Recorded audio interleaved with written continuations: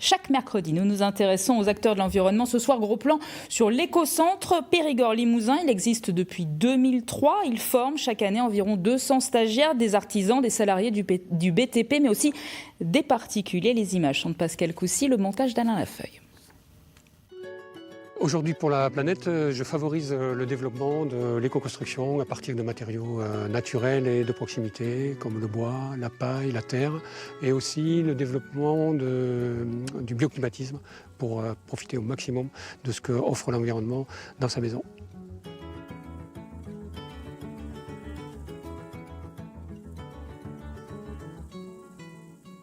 Les piliers de l'éco-construction, c'est d'une part les écomatériaux, donc des matériaux naturels qui ont un bilan carbone léger. Le bioclimatisme, pour essayer d'utiliser au maximum l'environnement en termes de captation d'énergie, mais aussi pour s'en protéger de la chaleur.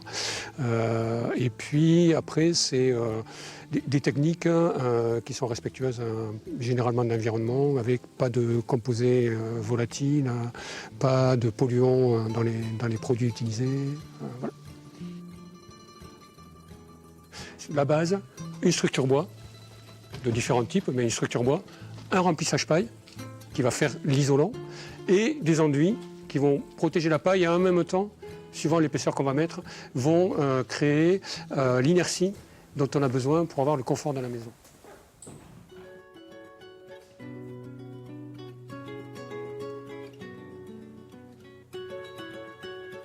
On est sur un prix du même ordre, même qualité, même ordre. La seule chose qui est importante, et notamment en termes de développement social et puis de développement local, c'est qu'on inverse en gros les coûts des matériaux et la main-d'œuvre. C'est-à-dire qu'un matériau classique, on va avoir des matériaux assez chers et on va avoir une main-d'œuvre moins chère. Quand on va prendre la paille c'est très peu cher. Une botte de paille, même si on la paye correctement, un agriculteur, elle n'est pas chère.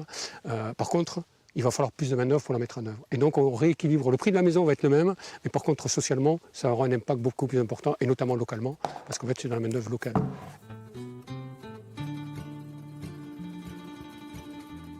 Un autre élément qui est important aujourd'hui, c'est aussi tout ce qui est végétalisation.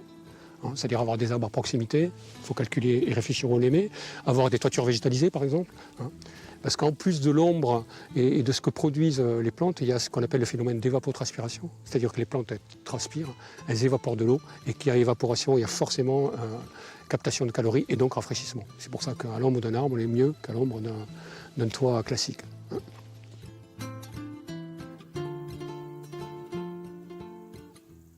Les avantages de l'éco-construction, c'est des matériaux sains qui n'atteignent pas la santé des habitants, et c'est des matériaux locaux donc, qui favorisent le développement local.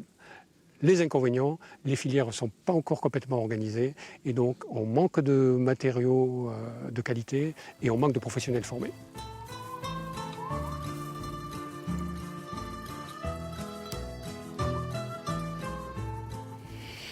Nicolas Rabuel, bonsoir. Bonsoir. Vous êtes représentant en Nouvelle-Aquitaine du réseau français de la construction paille. On va commencer par parler des a priori autour de la construction paille. On peut craindre qu'elle soit plus sensible au feu, aux rongeurs, aux insectes, à l'humidité. Qu'en est-il réellement ?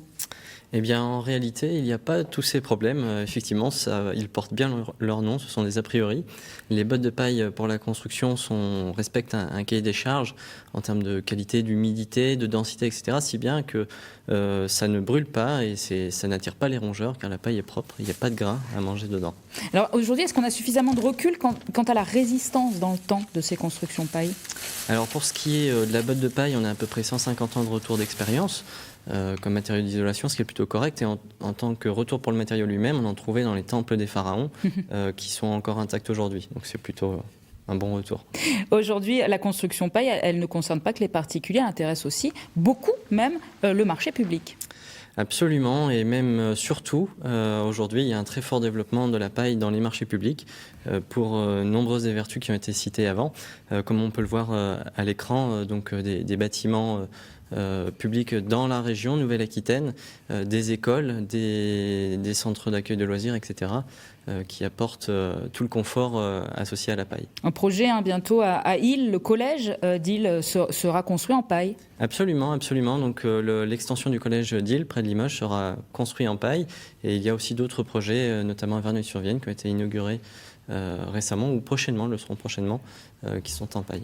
D'où vient la paille pour les constructions Limousin ?